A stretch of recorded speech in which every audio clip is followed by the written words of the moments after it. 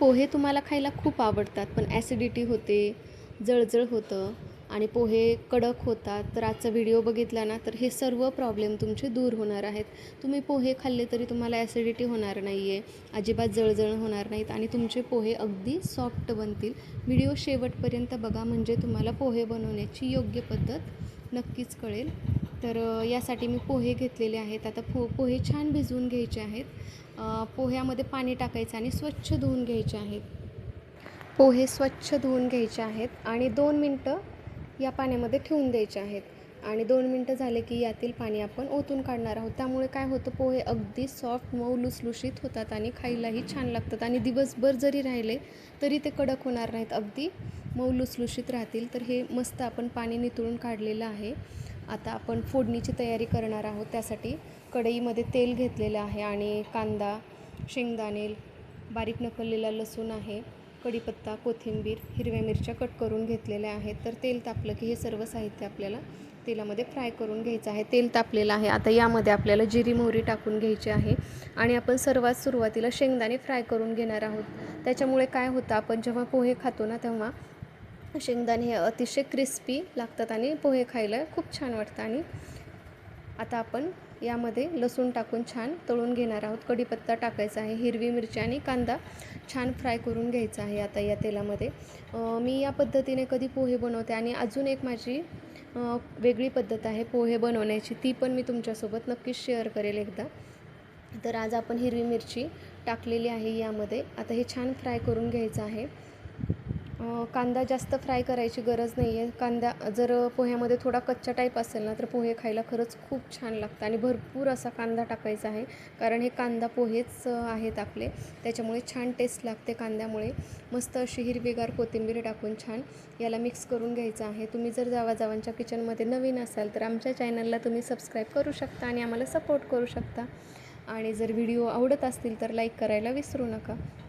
तर हे सर्व आता छान मिक्स झालेलं आहे आणि आपल्याला पोहे पचायला जड नको, त्यासाठी आपण हे हिंग टाकलेलं आहे. हिंगामुळे पोहे पचायला हलके होतात. आणि आता चवीनुसार हळद टाकायची आहे आणि हळद सुरुवातीला थोडी जास्तच टाका, त्यामुळे पोह्याचा कलर छान येतो. चव छान येण्यासाठी मी आता यात थोडीशी साखर टाकलेली आहे. हे छान आता मिक्स करून घ्यायचं आहे. आणि खूप जणांना काय होतं, पोहे खायला तर खूप आवडतात, पण ॲसिडिटी होते, जळजळ होते. तर हे सर्व होऊ नये यासाठी आपण पोहे बनवतानाच यामध्ये लिंबाचा रस ॲड करणार आहोत.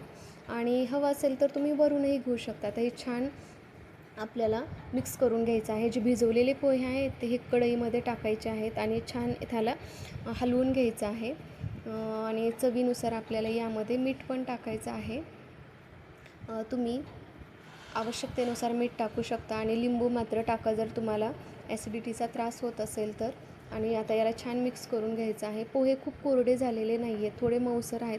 आणि तुम्हाला जर वाटलं ना ह्या स्टेजला की आपले पोहे खरंच खूप कोरडे झालेले आहेत, आपल्याला खूप चावावे लागतील असं जर वाटत असेल ना, तर तुम्ही यामध्ये पाण्याचा शिपका देऊ शकता आणि याला एक छान वाफ काढून घ्यायची आहे. असेच पोहे खाऊ नका, एक मस्त वाफ काढून घेतली ना, पोहे अगदी मऊ लुसलुशीत होतात.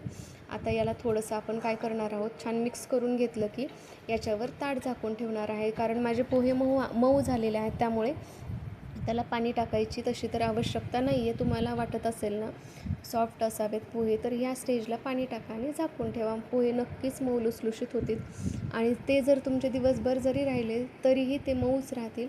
आता छान अशी हिरवीगार कोथिंबीर यावर टाकायची आहे आणि छान मिक्स करून घ्यायचं आहे. नक्कीच या पद्धतीने तुम्ही पोहे करून बघा, तुम्हाला नक्कीच पोहे खायला आवडतील. जरा आता थोडेसे कोरडे झाल्यासारखे वाटतात, त्यामुळे मी थोडा पाण्याचा शिपका दिलेला आहे, कारण याला थोडंसं झाकून वाफवून घेतल्यावर अजूनच कोरडे झाले असते, म्हणून थोडंसं टाकलं आहे. आणि तर मस्त एक 2 मिनिट बारीक गॅसवर छान वाफ काढून घ्यायची आहे. सारखं उघडायचं नाही. एकदा झाकलं का 3 ते 4 मिनिट याला झाकूनच ठेवायचं आहे, पण गॅस हा बारीक असायला हवा, नाही तर तुम्ही मोठा गॅस ठेवाल तर पोहे सगळे करपून जातील. बारीक गॅसवरच एक वाफ काढून टाकायची आहे छान. आणि अशा पद्धतीने आपले पोहे खाण्यासाठी तयार झालेले आहेत. आणि आमच्या घरात सगळ्यांनाच पोहे प्रचंड आवडतात. तर बघू शकता किती मऊ लुसलुशीत दिसत आहेत. हातात घेतले तरी अतिशय मऊ आहेत आणि मऊ असूनही एक एक दाणा वेगळा आहे, असं नाही की खूप चिकट झालेले आहेत. तर अशा पद्धतीने आपण आता पोहे खाण्यासाठी घेऊया. जर तुम्हाला आवडले असतील तर नक्कीच व्हिडिओला लाईक करा आणि अशा पद्धतीने पोहे करून बघा. तुम्ही हवं असेल तर यावर शेव टाकू शकता किंवा खिसलेलं ओला नारळाचा खीस टाकू शकता आणि लिंबू पिळून मस्त खाऊ शकता. व्हिडिओ तुम्ही शेवटपर्यंत बघितला याबद्दल तुमचे अगदी मनापासून आभार. आपण भेटणारच आहोत नवीन रेसिपीसोबत. तोपर्यंत मस्त माझ्या पद्धतीने पोहे करा आणि मस्त खा. चला भेटूया. Bye bye.